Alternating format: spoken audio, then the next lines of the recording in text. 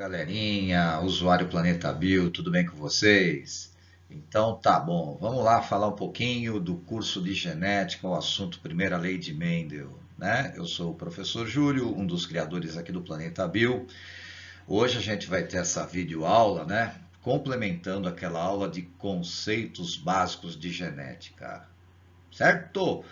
Mas vale ressaltar, vale a pena você entrar também lá no nosso site, né, na página do planetabio.com.br. Procura lá, por exemplo, o departamento Genética e clique na primeira lei de Mendel para ter mais detalhes, animações, interações e exercícios. Certo ou não, turminha? Então tá bom. Bom, primeiro, antes de mais nada, para todo biólogo, Mendel é uma palavra muito forte, afinal de contas, ele é considerado o pai da genética. Está aí o nosso glorioso Mendel, o Gregor Mendel, um monge que estudava, de certa forma, a reprodução de plantas, principalmente ervilhas, né? E aí o Mendel ele ficou muito curioso, ele queria saber, por exemplo, como é que as características das ervilhas podem ser transmitidas para gerações seguintes, certo? Por isso que, a partir dos experimentos de Mendel, muita coisa foi descoberta e praticamente a gente utiliza, né, os ensinamentos de Mendel até hoje na biologia moderna. Bom, praticamente o que ele fez? Ele fez o seguinte, ele praticou uma polinização cruzada com plantas de ervilha. Ele escolheu lá, por exemplo, duas plantas, né? Duas genitoras. Vocês sabem, né? As ervilhas são angiospermas, elas apresentam flores. As flores das ervilhas, elas apresentam o aparelho reprodutor masculino, o androceu, o aparelho reprodutor feminino, o gineceu. Lá no androceu existe a antera. Olha que bonitinha a antera. É aqui na antera que são produzidas estruturas chamadas de grãos de pólen. Não é isso? Bom, o que o nosso glorioso Mendel fez? Ele pegou algo parecido com esse pincelzinho aqui, ele colheu um pouquinho de grão de pólen, aí ele colheu o grão de pólen aqui da genitora 1 e ele colocou o grão de pólen no estigma da genitora 2. Como vocês sabem, o estigma já pertence ao gineceu, o aparelho reprodutor feminino. Ou seja, ele fez aí uma polinização artificial. E aí ele estudou os resultados desse cruzamento, né? Dessa polinização cruzada. Muitas características das ervilhas foram anotadas por Mendel após esses cruzamentos, né? A gente não vai ver todos os detalhes, mas basicamente essas foram as características analisadas por Mendel. Ele analisou, por exemplo, a cor da semente, o formato da vagem da ervilha, a posição da flor na planta de ervilha, a cor da flor da ervilha, a textura da semente de ervilha, a altura da planta, a cor da vagem. Basicamente, ele queria responder exatamente essas perguntas aí que você está vendo, por exemplo, nesse pontinho de interrogação. Olha, se eu pegar lá, por exemplo, uma genitora que produz sementes amarelas e cruzar com uma outra genitora de semente verde, vai nascer amarelo ou vai nascer verde? Se eu pegar lá uma genitora de vagem lisa e cruzar com uma outra genitora de vagem ondulada, vai nascer aqui, por exemplo, plantinha, filhote de plantinha, com vagem lisa ou com vagem ondulada? E assim por diante, né? A partir daí, ele começou a lançar os fundamentos da genética. Ele começou a perceber que essas características elas eram determinadas por fatores intrínsecos à planta. Ele naquela época, né, ele não sabia o que era DNA, ele não sabia exatamente que os conceitos da genética moderna que nós utilizamos hoje, ele não usava nem a palavra gene como a gente usa hoje, né? Mas ele usava a palavra fator. Ele sabia, por exemplo, que essas características elas eram condicionadas por par de fatores. Bom, a partir daí, ele chegou às seguintes conclusões, né? Por exemplo, ele descobriu que a condição amarela, semente amarela, ela era condicionada pelo fator Vzão. E a semente verde pelo fator Vzinho. Só que o Vzão dominava o Vzinho. Né? Lembra, cada característica é condicionada por um par de fatores. Então, por exemplo, bastava ter um Vzão que a semente já se desenvolvia na cor amarela. A planta poderia ser Vzão ou Vzinho. Vocês lembram lá no conceito de genética, Vzão é homozigoto, Vzinho é heterozigoto. Certo? Tem o Vzão? Tem. Então é amarela. Vai produzir semente amarela. Para nascer semente verde, tem que ter 2 Vzinhos. E assim com todas as outras características. Né? Ele analisou, por exemplo, também as outras características e ele foi chegando a todas essas conclusões. Por exemplo, no caso do formato da vagem, ele descobriu que a vagem lisa é dominante sobre vagem ondulada, que a posição da flor axial na planta é dominante em relação à posição terminal, que a cor da flor púrpura meio roxinha é dominante em relação à característica branca, que o formato da semente, aí, a textura da semente lisa, ela era dominante em relação à rugosa, que o tamanho da planta alta era dominante em relação à baixa, que a cor da vagem verde era dominante em relação à cor da vagem amarela, e assim por diante. Tá? Bom, mas a partir também desses experimentos, Mendel deduziu 2 leis, as famosas leis de Mendel. A primeira lei de Mendel, que nós vamos ver agora, e a segunda lei de Mendel, que vai ficar por uma outra videoaula. Né? Hoje a gente vai falar só da primeira lei de Mendel. Bom, o que diz a primeira lei de Mendel? Ele diz o seguinte, né? Que, por exemplo, tá aí, ó, né? Os fatores hereditários se segregam, se separam. Por isso que a primeira lei de Mendel é chamada lei da segregação. Segregação significa separação. Os fatores hereditários se segregam, se separam na formação dos gametas nas células sexuais. Cada gameta formado carrega apenas uma letrinha, um dos representantes de cada par de fatores hereditários. Por exemplo, digamos que eu tenho aqui um indivíduo de genótipo azão-azão. Claro que a gente está colocando azão-azão, pode ser, por exemplo, um outro par de alelos aí, né? Um outro par de fatores aí. Vamos aplicar a primeira lei de Mendel? Vamos. O que vai acontecer? A separação das letrinhas. Na hora que esse indivíduo for formar seus gametas, o azão vai para um gameta, o azão vai para outro gameta. Não é? Então tá bom. E isso vale também para os outros genótipos, né? Aqui, ó, isso também vai valer para os outros genótipos. Se eu tiver um indivíduo heterozigoto azão-azinho, um azão vai para um gameta, o azinho vai para outro gameta.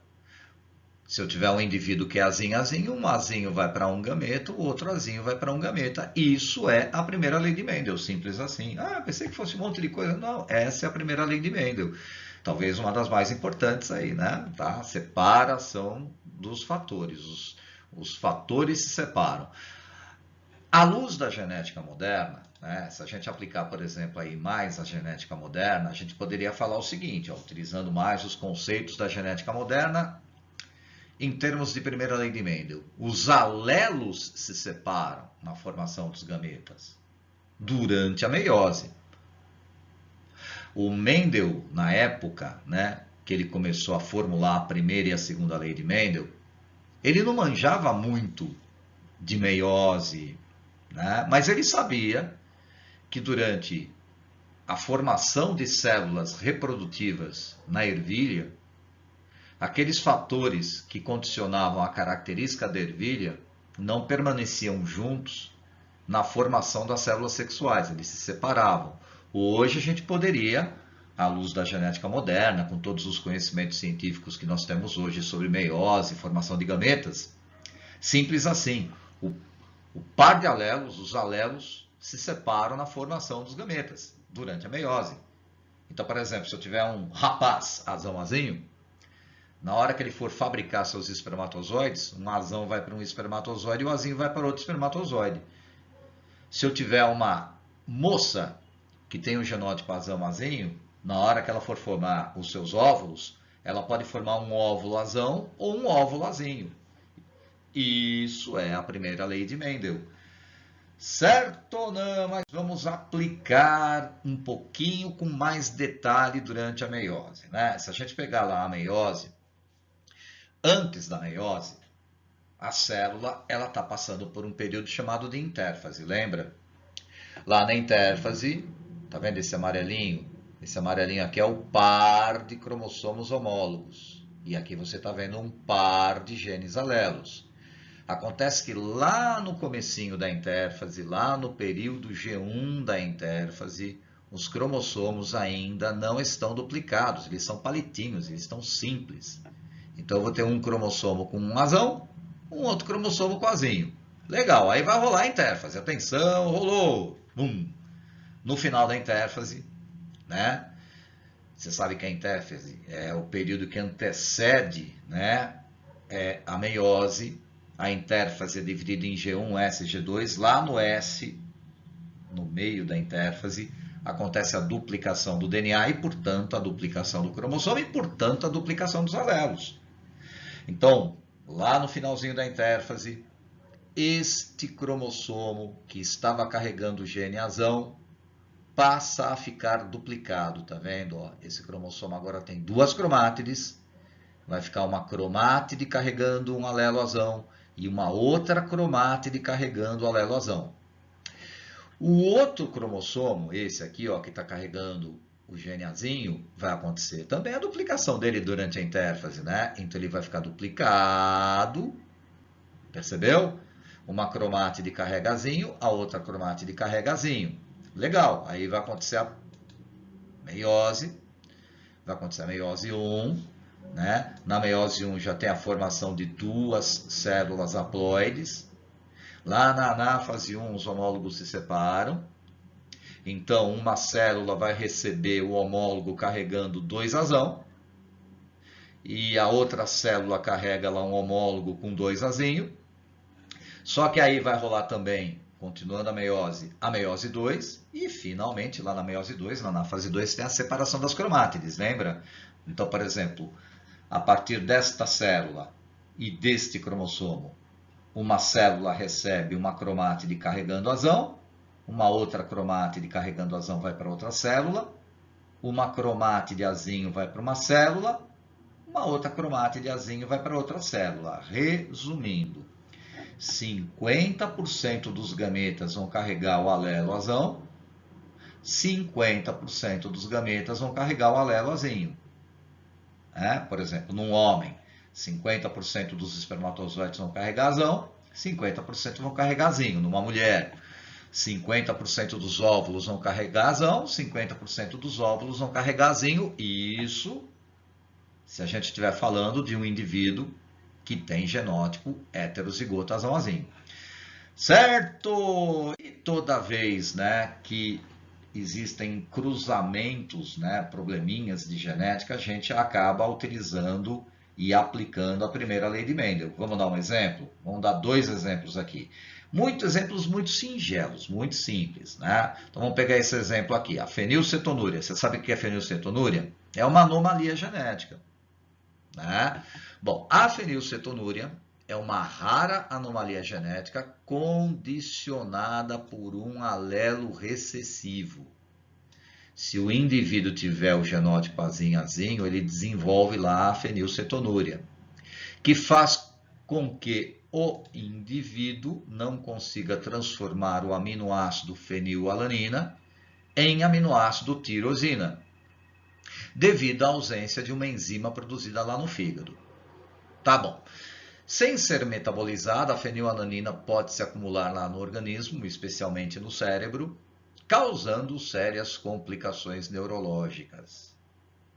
Certo?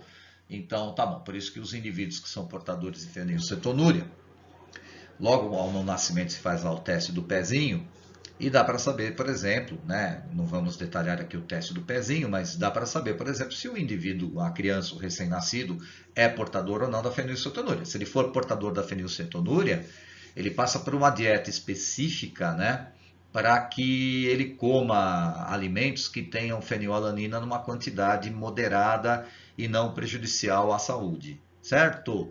Então, tá bom, mas continuando o nosso exercício de genética, o nosso exemplo, vamos imaginar a seguinte situação, ó, um exercício modelo.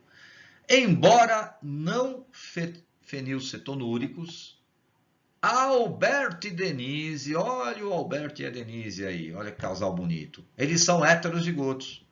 Legal. O casal está muito feliz, pois ambos acabam de saber, por meio de um exame clínico, que a Denise está grávida. Parabéns, Denise. Qual a probabilidade do casal gerar uma criança fenilcetonúrica, sabendo-se que essa anomalia é condicionada por um alelo autossômico recessivo e que o caráter em questão é condicionado por um par de alelos? Olha só, uma questão clássica de genética, né? Bom, então, antes de mais nada, segundo as informações do texto, ele falou que a fenilcetonúria é condicionada por um gene recessivo. Então, eu posso concluir o seguinte, eu posso concluir que posso colocar qualquer letra para representar esse par de alelos, digamos que eu represente através da letra A mesmo, então o gene Azinho condiciona a fenilcetonúria, né? Então, tá bom. Portanto, os indivíduos que não têm fenilcetonúria são dominantes, eles são condicionados por genes dominantes. Se o próprio texto está trazendo que a fenilcetonúria é recessiva, então o não fenilcetonúrico é dominante. Então, digamos que o gene azão, anormalidade.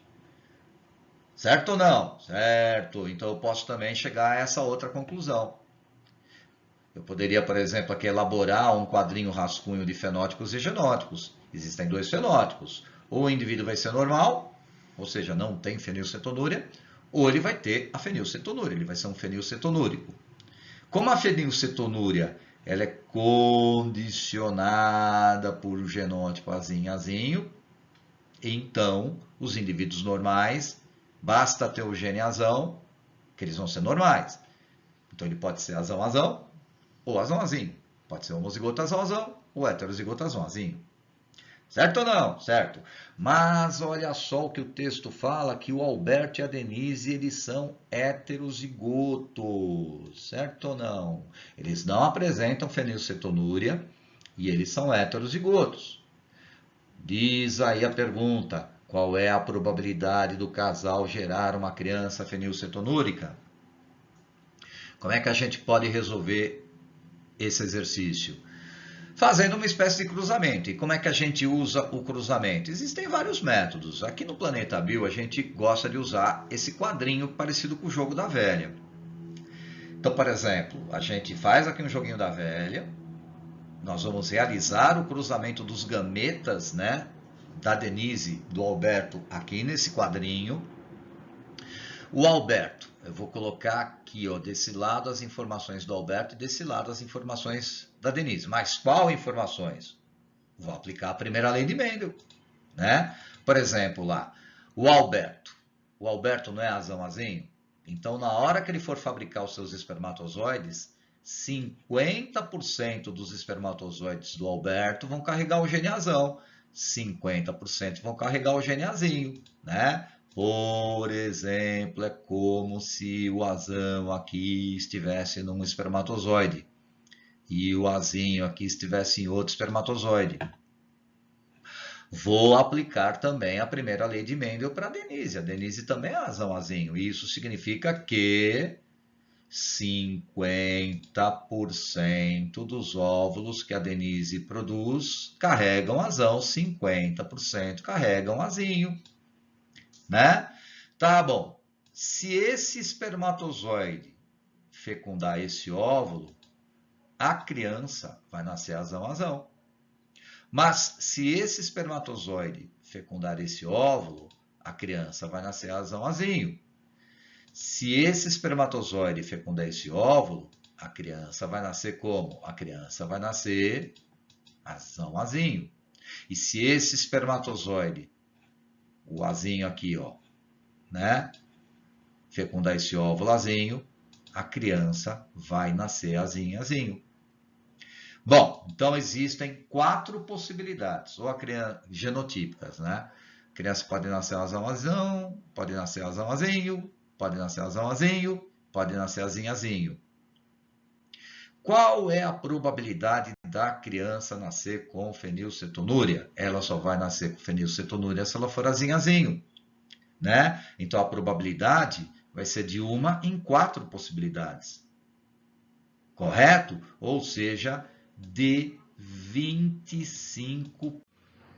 Então tá bom, agora vamos de outro exemplo. O exemplo do lóbulo da orelha, essa parte aqui da orelha, ó.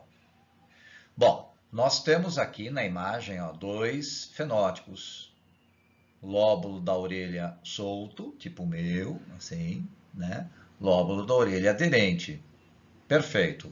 Diz ainda aqui o enunciado: o formato do lóbulo da orelha parece ser condicionado por um par de alelos autossômicos, sendo o lóbulo aderente uma característica recessiva, enquanto que o lóbulo solto uma característica dominante. Perfeito? Então tá bom. Bom, ainda complementando o enunciado, o exemplo aqui, ó. Qual é a probabilidade de nascer uma criança de lóbulo de orelha solto como resultado do cruzamento de um homem de orelha com lóbulo solto heterozigoto com uma mulher de orelha com lóbulo aderente? Bom, primeiro, antes de mais nada, temos que descobrir o genótipo do lóbulo solto e do lóbulo aderente. E para não ficar muito bitolado, né, a gente pode usar para representar o genótipo qualquer letra do alfabeto, para não ficar só em A, azão, azinho, vamos mudar? Vamos para a letra B. Quer dizer que ele está dizendo aqui que o lóbulo solto é dominante. Como a gente sabe que essa característica ela é condicionada por um par de alelos, ele tem que ter 2 representantes letra B. Se é dominante, basta ter um gene dominante, um B maiúsculo, um Bzão. Se ele for homozigoto, Bzão. Se ele for heterozigoto, Bzinho. Lóbulo aderente não tem jeito, ele tem que ser Bzinho. Ou seja, né, o gene Bzão condiciona o lóbulo solto, o gene Bzinho o lóbulo aderente, ou seja, esses são os genótipos possíveis.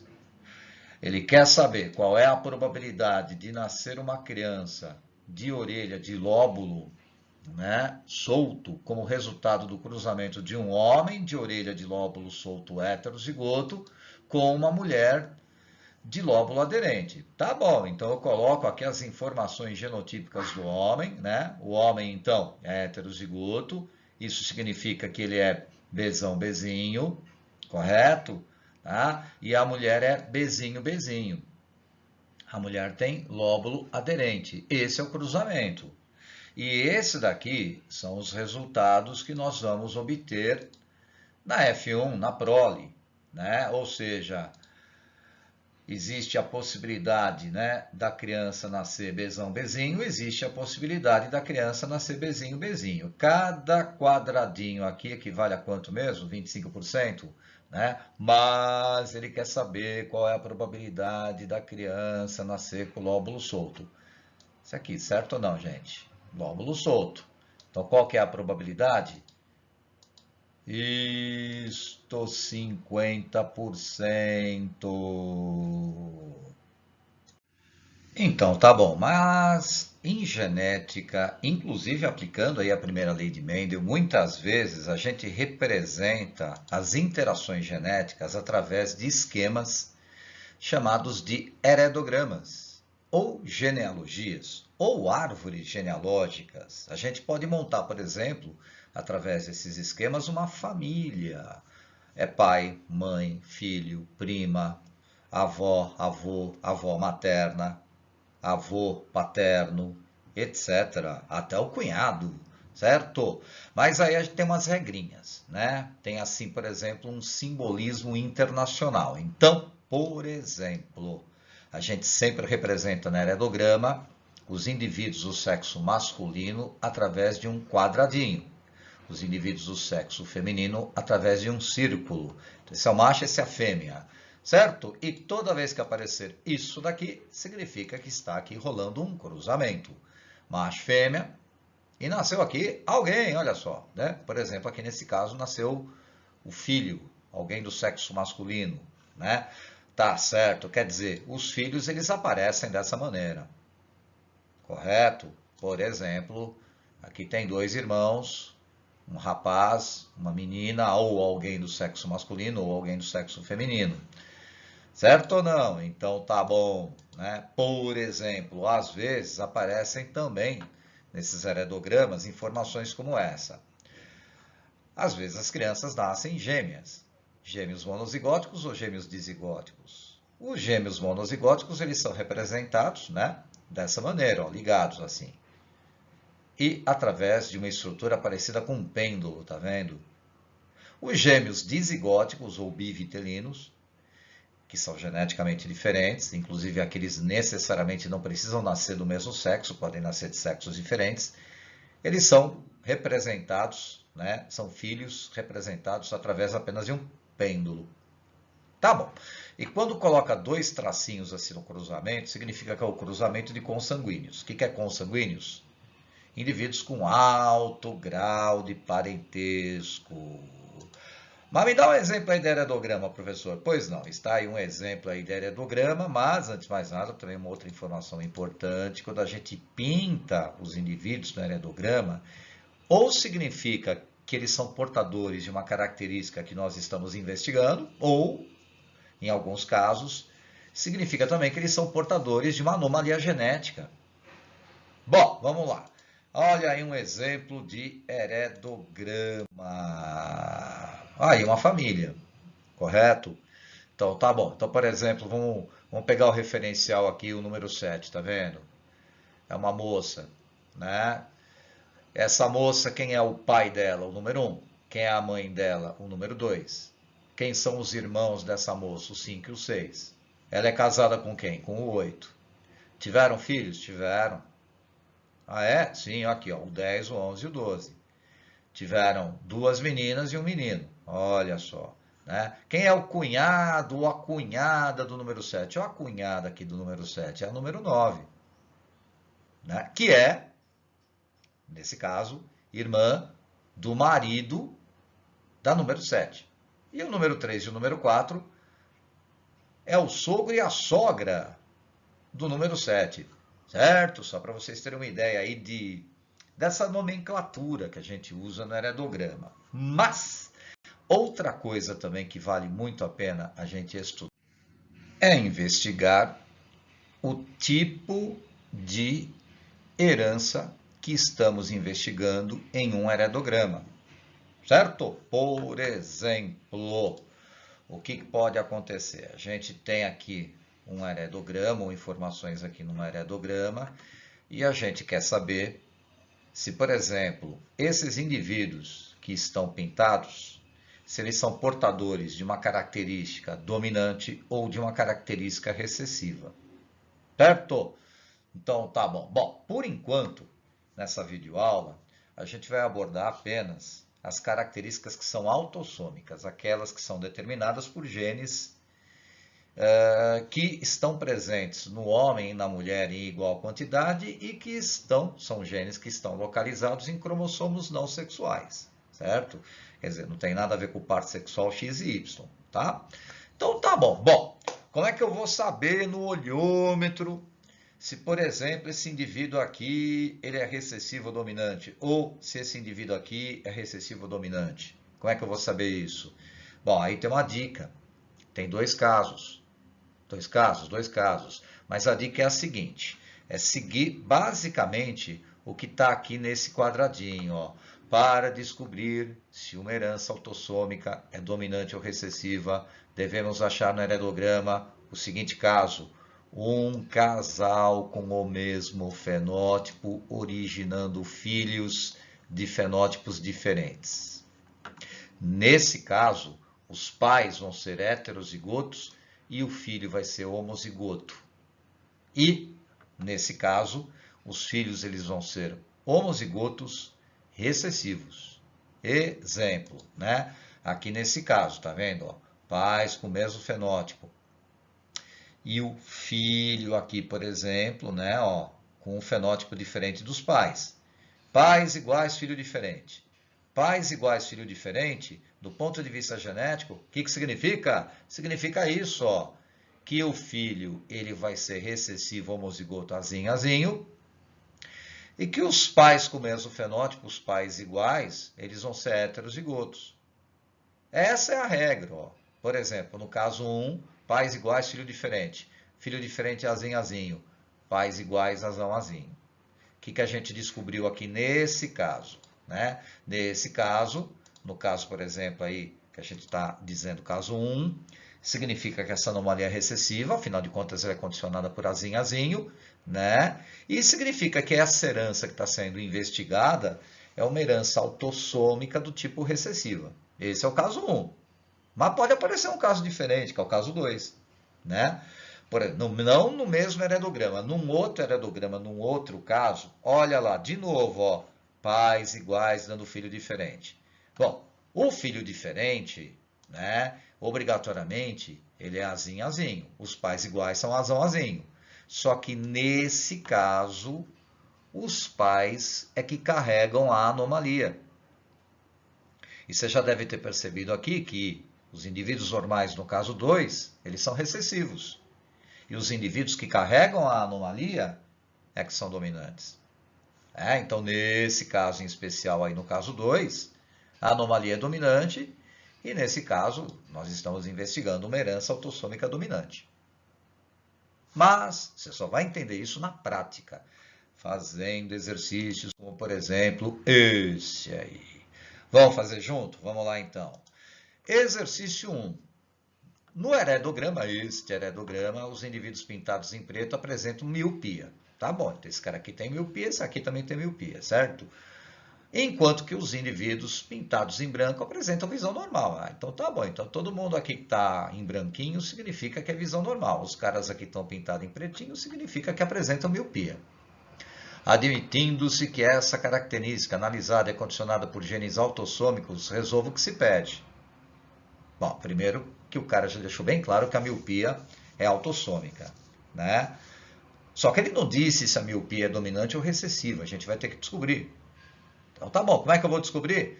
Fazendo o item A, ó, determine o genótipo de todos os indivíduos heredograma. Meu Deus, eu começo por onde?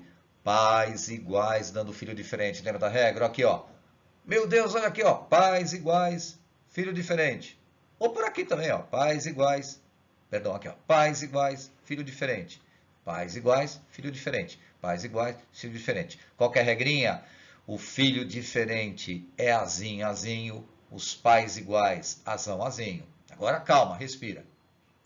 O que significa? Significa que você descobriu que a miopia é recessiva. Se esse pintadinho é azinho, todos os pintadinhos vão ser azinho. E significa que os não pintados, os branquinhos, eles são dominantes. Eles vão ser azão alguma coisa. Ou azão ou azinho. É o que nós vamos descobrir agora. Aqui também, né? Dá para descobrir os 7 e 8, ó, pais iguais, filho diferente, né? Então, certamente, a gente sabe aí que o genótipo aqui desses 3 indivíduos, número 7 e número 8, azinho, número 12, azinho. E o resto da galera? Então, vamos tentar descobrir o resto da galera. Por exemplo, o número 6, ele é azão. Mas não dá para saber, nesse caso, se ele é azão ou azinho. Pode ser que ele seja azão. Pode ser que ele tenha recebido um azão do 1, outro azão do 2 e virar azão. Mas ele pode ser azinho também. Sei lá, recebeu o azão do número 1 e o azinho do número 2. Então não podemos chutar. Não. Não sabe como que é o indivíduo? Eu só sei a primeira letrinha, só sei que ele é dominante, azão. Mas eu não sei se ele é homozigoto ou heterozigoto. Coloca um tracinho, tá vendo? Tá bom. Será que dá para descobrir o 10 e o 11? Dá para descobrir que eles são azão. Mas não dá para saber certamente se eles são azão ou azinho. Então é azão traço também, né? Tá certo. Professor, será que dá para descobrir esse pessoal aqui, ó, né? Olha, provavelmente não dá para descobrir também, né? O que vai acontecer? Pode ser que esse cara seja azão, azão ou azão, azinho. Pode ser que esse aqui também seja azão, azão ou azão, azinho. E o irmão aqui, o número 9, também não dá para saber. Ele pode ser azão, azão ou azão, azinho. Resolvemos o item A. Aqui é o item A. E o item B? A miopia. Ué, aqui é a miopia. Aqui é a miopia. Azinho, azinho. Que tipo de herança que é a miopia? Certamente a miopia, né? Ela é azinho, azinho. Os indivíduos normais podem ser azão, azão ou azão, azinho. A miopia é uma herança autossômica recessiva. Belezinha? Vamos cruzar o casal 7 e 8. Olha lá. Qual a probabilidade do casal 7 e 8 gerar uma criança míope? Bom, então, esse aqui é o número 7. Qual que é o genótipo dele? Azão, azinho. E o 8, azão, azinho. Então, vou pegar aqui um cruzamento. Ó, vou resolver aqui um cruzamento. Mulher, azão, azinho. Homem, azão, azinho também. Certo? Então, vou colocar o genótipo da mulher, azão, azinho. Né? O que eu fiz aqui, ó? Ela não é azão, azinho? Então, um azão vai para esse lado do quadradinho, o azinho vai para o outro lado do quadradinho, o homem é azão, azinho também, não é? Então, a gente vai fazer a mesma coisa. Ele fica assim. Legal! Aí a gente vai resolver o cruzamento. Nós vamos obter esses resultados. Qual é a probabilidade de se obter um indivíduo míope, né? Cada resultado aqui corresponde a 25%. Uma em 4, 25%. Então, a probabilidade, nesse caso, de nascer uma criança míope é de 1/4 ou 25%. Vamos pegar mais um exemplo bem elementar aí. Então, agora vamos lá de exemplo 2, um outro heredograma, um outro caso, né, gente? Vamos lá, então, ó. No heredograma, os indivíduos pintados em preto apresentam polidactilia, 6 dedos nas mãos ou nos pés. Na verdade, 6 dedos ou mais, viu, gente? Os indivíduos pintados em branco apresentam 5 dedos, tá bom? Então, essa galerinha aqui, o número 1, o número 4, o 6, o 7, o 8 e o 12, eles apresentam polidactilia. O pessoalzinho que está pintado em branco, 2, o 3, o 5, o 9, o 10 e o 11, 5 dedos nas mãos. Será que polidactilia é dominante ou recessivo? Eis a questão. Admitindo-se que a característica analisada é condicionada por um par de genes autossomos, resolva o que se pede. Bom, basicamente é isso. A gente vai ter que começar do zero e descobrir se a polidactilia é dominante ou recessiva. Pais iguais dando filho diferente. Olha lá. Pais iguais, filho diferente. Vamos trocar de letra A. Para não ficar bitolado em letra A, vamos de letra B. Pais iguais dando filho diferente. Então tá bom. Pais iguais, heterozigoto, Bzão, Bzinho. Filho diferente, Bzinho, Bzinho. Agora pare, olhe e pense, descanse. Olha só.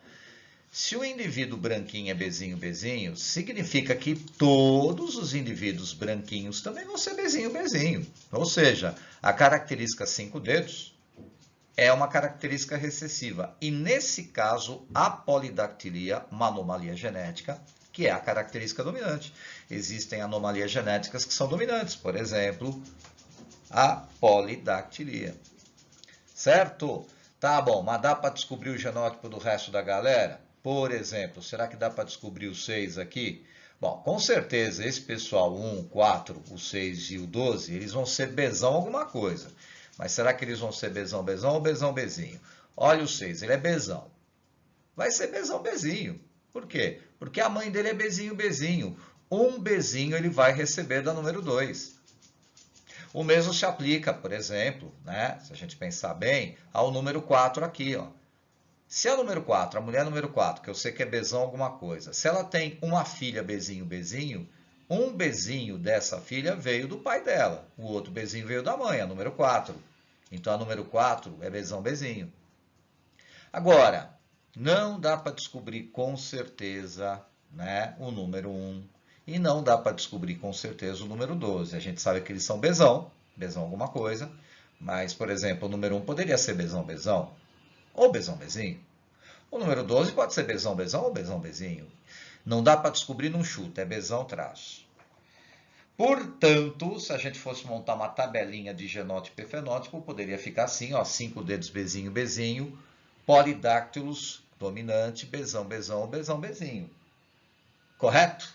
Portanto, a polidactilia, que tipo de herança que ela é? Ela é autossômica dominante. Olha o mesmo tipo de exercício, ó. Tá pedindo qual é a probabilidade do casal 7 e 8 gerar uma criança com polidactilia. Legal. Então, fazendo o cruzamento, mulher número 7, Bzão, Bzinho. Vou colocar as informações dela aqui, um Bzão e um Bzinho aqui, certo? Ficaria assim, por exemplo, a mulher número 7, homem número 8, Bzão, Bzinho, a mesma coisa. Fazendo o cruzamento, a gente vai obter esses resultados. Esse daí, por exemplo, é o resultado da prole, né? Nesse caso. E nesse caso, né, a probabilidade de nascer uma criança com polidactilia será de 75% ou de 3/4. Certo ou não, gentinha? Muito bom tê-los aqui. E, quando puderem, acessem a página do Planeta Bio, né? E não esqueçam, né? Claro, essa daqui foi a aula 2, primeira lei de Mendel, mas sempre é importante que você esteja com os conceitos de genética bem afiadinhos, né? Que no caso foi a aula 1. Um beijão aí para vocês. Tchau, tchau.